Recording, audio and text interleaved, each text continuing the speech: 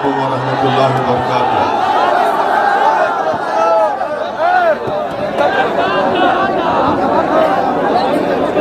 मोहतरम जनाब बाबू सिंह कुशवाहा साहब, अध्यक्ष जन अधिकार पार्टी, जनाब शौकत अली साहब, अध्यक्ष MIM उत्तर प्रदेश, मंच पर बैठे हुए तमाम MIM के जिम्मेदारान, जन अधिकार पार्टी के तमाम जिम्मेदारान, मेरी इज्जतदार माँ और बहनों, गयूर नौजवान साथियों, बुजुर्गों, आप तमाम का बेहद शुक्रिया कि आपने अपना कीमती वक्त निकालकर आज के इस मीटिंग में शिरकत की। और अल्हम्दुलिल्लाह ये सरों के समंदर को देखकर मुझे यकीन है कि 27 तारीख के दिन आप तमाम लोग जिस तरह आज यहाँ पर जमा हुए हैं, उसी तरह मतदान के दिन अपने पोलिंग बूथ में जाकर आप इस विधानसभा में एक नई तारीख को लिखेंगे और अनिल सरोज को नया विधायक। मैं जिला सदर सलीम अंसारी साहब, विधानसभा सदर मोहम्मद कासिम साहब, अजय कुमार, सुनील कुमार, लालचंद साहब, विधानसभा सचिव मास्टर मोहम्मद रईस, जनाब बरकत अली, डॉक्टर शेख अकील, मोहम्मद शुजात एडवोकेट, बब्बे भाई, सलमान गौरी साहब, मौलाना अब्दुल्ला साहब, मोहम्मद गाफिल, मोहम्मद शाहिद शेख, जावेद भाई और मौलाना अहमद अली साहब जो मंच पर बैठे हुए हैं। मेरे अजीज दोस्तों और बुजुर्गों, मजलिस इत्तेहादुल मुस्लिमीन बाबू सिंह कुशवाहा साहब की जन अधिकार पार्टी और दीगर और पार्टी में मिलकर भागीदारी परिवर्तन मोर्चा हमने बनाया और उसमें हमने ये तय किया कि अगर उत्तर प्रदेश की जनता हमको अपने आशीर्वाद से, मोहब्बत से, वोट से कामयाब करती है, सत्ता देती है, तो इसका पहला मुख्यमंत्री हमने तय किया कि बाबू सिंह कुशवाहा साहब को बनाएंगे। और 2.5 साल के बाद एक दलित समाज से किसी और को इसका मुख्यमंत्री बनाया जाएगा। ये भी तय किया गया कि 5 साल में 3 डिप्टी चीफ मिनिस्टर होंगे, जिसमें एक अल्पसंख्यक समाज का मुसलमान होगा, एक निषाद समाज के होंगे और तीसरा अति पिछड़ा समाज का होगा। अगर इस विधानसभा की जनता 27 तारीख के दिन भागीदारी परिवर्तन मोर्चा के प्रत्याशी अनिल कुमार सरोज को आप कामयाब कर देंगे, जो हमारे दलित भाई हैं, और अगर आप सामाजिक न्याय में सब अपने दिलों को मिलाकर नफरतों की दीवार को तोड़कर आप एक होकर अनिल कुमार सरोज को कामयाब कर देंगे, तो हो सकता है कि ये 2.5 साल के बाद उत्तर प्रदेश का मुख्यमंत्री बन जाए इंशाअल्लाह। क्योंकि हमने तय किया कि पहला मुख्यमंत्री बाबू सिंह कुशवाहा साहब होंगे 2.5 साल के लिए, और दूसरा 2.5 साल के लिए दलित समाज से एक मुख्यमंत्री बनाया जाएगा। ये सामाजिक न्याय की लड़ाई है। हम सिर्फ नारे और जबानी खर्च नहीं करते, बल्कि उसको अमली जामेनामा पहनाने का काम बाबू सिंह कुशवाहा की क़यादत में हम लोग कर रहे हैं। मेरे अजीज दोस्तों और बुजुर्गों, मैं आपसे अपील करने भी आया हूं कि जो समाजवादी पार्टी के प्रत्याशी है, क्या नाम है उनका, वो कहां से भाग के आए, कहां से भाग के आए, नहीं सुनाई दिया मुझे, कहां से भाग के आए,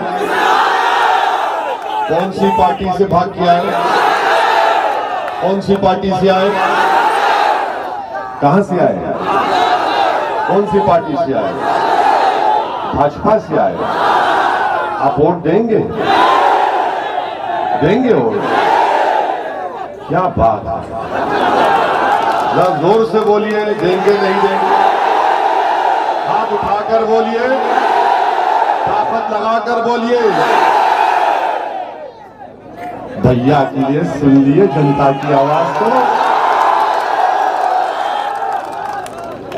यानी जो ये विधानसभा का नहीं है, भाग के आता है और भाजपाई है, सत्ता में आ जाता है। ये क्या अखिलेश यादव के पास कोई वॉशिंग मशीन है जिसमें डाले तो सेक्युलर हो गया? ये कौन सी वॉशिंग मशीन समाजवादियों ने बना ली है? और फिर बोलेंगे कि ओवैसी आएगा तो बीजेपी जीतेगी। बोलते हैं ना, बोलते हैं ना। अब इनके पास अगर कोई भाजपाई आ गया तो क्या हो गया? दूध का दुलावा हो गया और हम गुनाहगार हो गए। मेरे अजीज दोस्तों और बुजुर्गों, ये इनकी हिपोक्रेसी है, मुनाफिकत है कि ये समझते हैं कि हम किसी को भी अपना प्रत्याशी बना दे तो आप उनके कैदियों की तरह आंख बंद करके उनको वोट दे देंगे। अब आपको आंख बंद करके वोट देना नहीं है। और याद रखिए, ये शख्स जो भाजपा से आया वो आज कोई दूसरा रंग पहना होगा, मगर उसके अंदर अभी भी आरएसएस की खाकी पैंट पहना हुआ है। वो कभी अपनी आरएसएस की खाकी पैंट नहीं उतारता, सब दूसरा ऊपर जो चाहे रंग पहन ले, मगर आरएसएस की खाकी पैंट नहीं उतारता। हाँ, 90 साल तक आरएसएस वाले चड्डी पहनते थे, अब मालूम हुआ कि भैया बच्चा बड़ा हो गया तो पैंट पहनेंगे, अब पैंट पहनना शुरू कर दिया। तो ये जो है ये कभी नहीं छोड़ते अपने आरएसएस को। तो मालूम हुआ कि अखिलेश यादव भी आरएसएस से मिले हुए हैं, क्योंकि जो भाजपाई है उसको अपना प्रत्याशी बनाया है। इसीलिए हम आपसे अपील कर रहे हैं कि आप इनको वोट मत दीजिए। और दूसरी बात ये कि ये जो मोहतरम है, ये जो मोहतरम है, इनका एक वीडियो चल रहा है। देखा आपने उनका वीडियो? सुना आपने वो क्या नाम शराब बक रहे थे? सुना आपने क्या कह रहे थे वीडियो में? क्या कह रहे थे वीडियो में? ये मोहतरम वीडियो में कह रहे थे कि मैं किसी की कोख उजाड़ दूंगा, मैं उसको बर्बाद कर दूंगा, उस समाज, उस मजहब के मानने वालों की माओ बहनों की कोख उजाड़ दूंगा। अब आप बताइए, समाजवादी ऐसे आदमी को अपना प्रत्याशी बनाती है जिसका वीडियो है ना? हाँ, हमारा जब ये भाषण भी हुआ ना, क्लिप, हमारे क्लिप के बाजू उसका भी थोड़ा भाषण लगा के चलाओ सोशल मीडिया में। करेंगे ना आप लोग? आप लोग काबिल लोग हैं, कर देंगे ना? ये भी भाजपा और सपा वाले बोलेंगे वैसी भड़काऊ भाषण दिया। अरे भाड़ में जाए भड़काऊ भाषण, सच बोलते हैं। अब जब सच बोलते हैं इनको लगता है ये जज्बात में ला रहा है। अरे जज्बात में लाना हर एक के फन की बात, मन की बात नहीं है। ये खाली 5 मिनट में सो जाते हैं और हम 2 मिनट में जगा देते हैं अल्लाह के करम से। बाबू सिंह कुशवाहा ने आपको गर्म करके छोड़ दिया। हमारा काम ये ठंडा नहीं करना बल्कि और उसको आगे लेके जाना।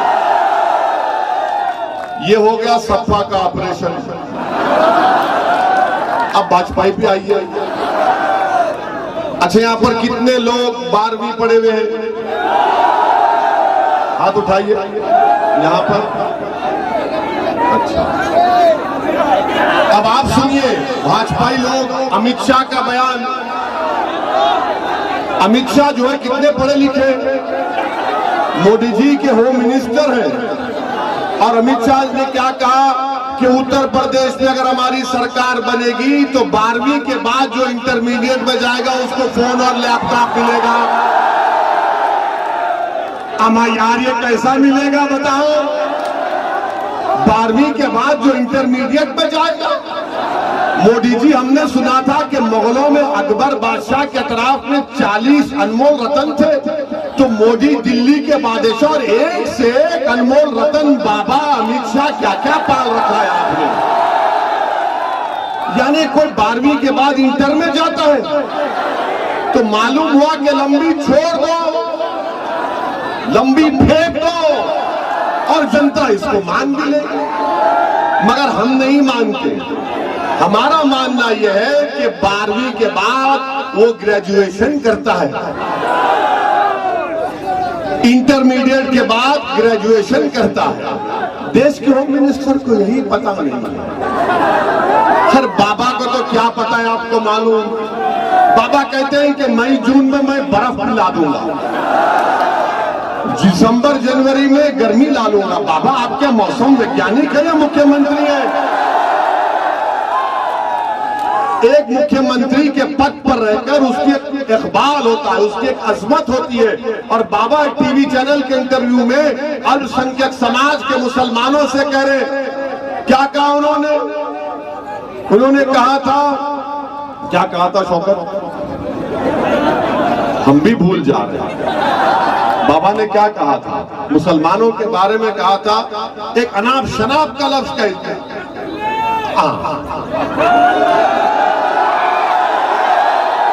आप हैं क्या वो? आप तो नहीं है ना वो, आप तो नहीं है ना वो, आप तो नहीं है ना।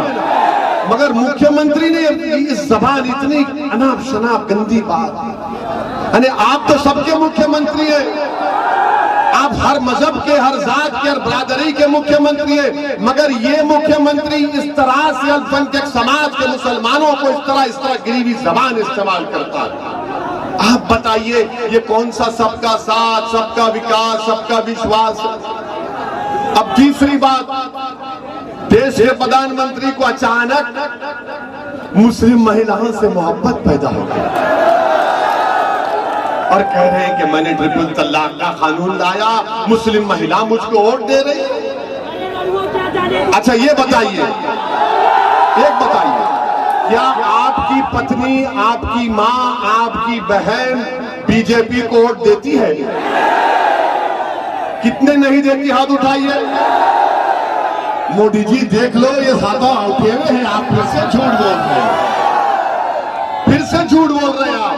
अच्छा ट्रिपल तलाक का कानून क्या है कि अगर कोई बेवकूफ भदे किस्म का मुसलमान इस तरह से 3 बार कहता है तो अल्लाह की निगाहों में गुनाहगार है वो।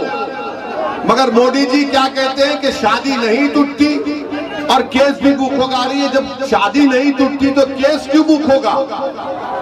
और मोदी जी ये कहते हैं कि अगर कोर्ट उसको 2 साल की सजा दे देगा तो वो 2 साल तक शादी में रहेगी हमारी बेटी, हमारी बहन।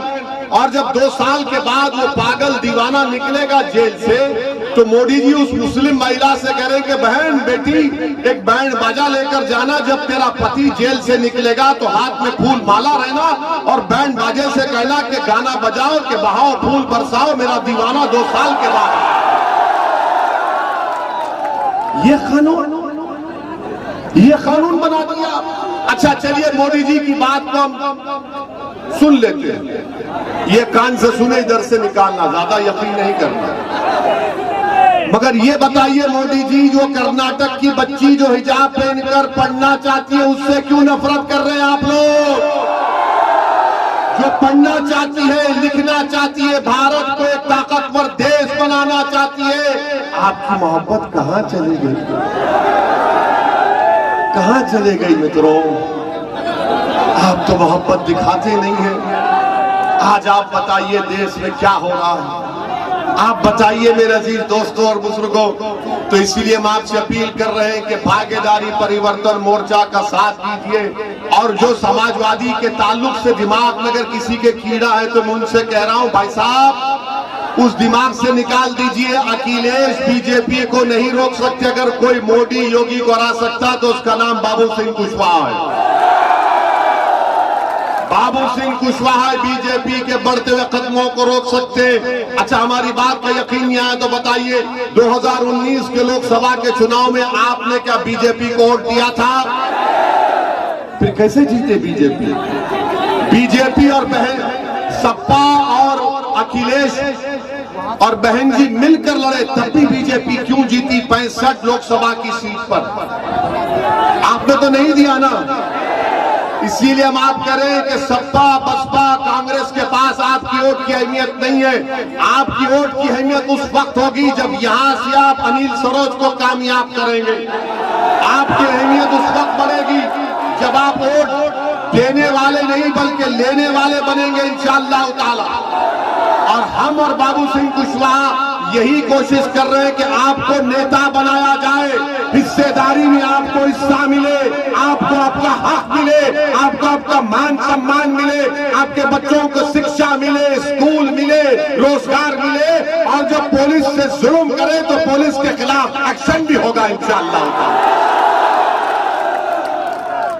ये लड़ाई आपकी लड़ाई है, ये लड़ाई हम आपके लिए लड़ रहे हैं। मैं उत्तर प्रदेश को अगर आया हूं और इंशाअल्लाह आता रहूंगा आपकी दुआओं की वजह से, तो मैं अपनी मकबूलियत के लिए या अपने ताईद में नारे आपसे मंगवाने के लिए नहीं आया हूं। मैं इसलिए आ रहा हूं कि आपको इंसाफ मिले, आप नेता बने। ये हिस्सेदारी की लड़ाई आपकी है और आपको 27 तारीख के दिन अपना हिस्सा लेने के लिए आपको पतंग के निशान पर बटन दबाना पड़ेगा। आप तमाम दबाएंगे ना पतंग के निशान पर?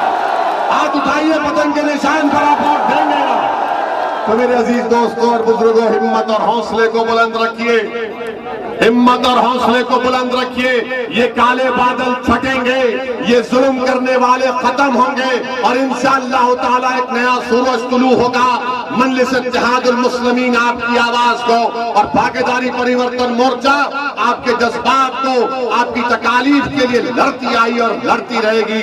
हमारी जिंदगी कितनी हमको पता नहीं है, हमारी जिंदगी कितनी हमको पता नहीं है, मगर हमको एक बात मालूम कि जिसकी जबान से लोग डरते हैं उसी की गाड़ी पर गोलियां चलाई जाती हैं, चाहे उसका नाम ओवैसी हो या अनिल कुमार सरोज हो। और हम इन चोरों को बोलना चाह रहे हैं, हम इन चोरों को बोलना चाह रहे हैं, मुस्लिमों को जो हमारी गाड़ी पर गोली चलाए, एक और मर्तबा चलाओ प्यारे, फिर चलाओ। अगर हमारी जिंदगी तुम्हारी गोली पर खत्म होने वाली है, जिसका फैसला अल्लाह ने कर लिया, तो हम शिकायत नहीं करेंगे। हम तो यही कहेंगे कि अल्लाह, हक तो यह है कि हक अदा ना हो सका। मेरे अजीज दोस्तों और बुजुर्गों, अपने हिम्मत और हौसलों को बुलंद रखिए। हम यहाँ पर आपको नेता बनाए और बनाएंगे इंशाअल्लाह ताला, अल्लाह बनाएगा। ये हिस्सेदारी की लड़ाई है, हिस्सेदारी की लड़ाई में साथ दीजिए। हमारा भाई अनिल कुमार सरोज यहाँ से खड़ा है, अगर ये कामयाब हो जाएगा इंशाअल्लाह, तो ना सिर्फ पूरा उत्तर प्रदेश बल्कि पूरे भारत में एक जलजला पैदा हो जाएगा कि ये क्या कर दिया, ये क्या कर दिया इन लोगों ने कि कमजोरों, गरीबों, मजलूमों को मिलकर इन्होंने अनिल कुमार सरोज को अपना विधायक बनाया। क्या आप तमाम लोग इंशाअल्लाह ताला एक होकर 27 तारीख के दिन पतंग के निशान पर बटन दबाइए और इस विधानसभा में 27 तारीख के दिन आसमानों पर खाली पतंग पतंग पतंग नजर आनी चाहिए। हिम्मत और हौसलों को बुलंद रखिए और अपने हिम्मत और हौसलों को बुलंद रखिए और डरिए मत, डरना नहीं, याद रखो। अगर कभी दिल में डर पैदा हुआ तो उस बच्ची ने क्या कहा था, जब मुझे डर पैदा होता तो मैं क्या कहती हूँ, क्या कहा था उसने, क्या कहा था उसने। अब अगर कोई आकर तुमको कहेगा कि योगी से डरो, मोदी से डरो, अखिलेश से डरो या ओवैसी से डरो, तो आप बोलेंगे किसी से नहीं डरते, खालिक से डरते, मखलूक से नहीं डरते। ये डर को निकालने की लड़ाई है। अपने फैसलों में एतमाद पैदा करिए, पूरे एतमाद के साथ आप एक एक वोट को पतंग के निशान पर बटन दबाइए। ये आपकी लड़ाई है मेरे भाई। जब तक आपके सपों से आपका नेता नहीं बनेगा, आपके साथ नाइंसाफी नहीं खत्म होगी। यही लड़ाई कुशवाहा और ओवैसी आपके लिए लड़ रहे हैं। आपसे हम सिर्फ अपील कर सकते हैं, हाथ जोड़कर आपसे भीख मांग सकते हैं कि आपकी लड़ाई है, आप इसमें अपना साथ दो और पतंग के निशान पर बटन दबाकर अपने इत्तेहाद को, अपने सियासी शऊर को कामयाब करिए। शुक्रिया, अस्सलाम वालेकुम।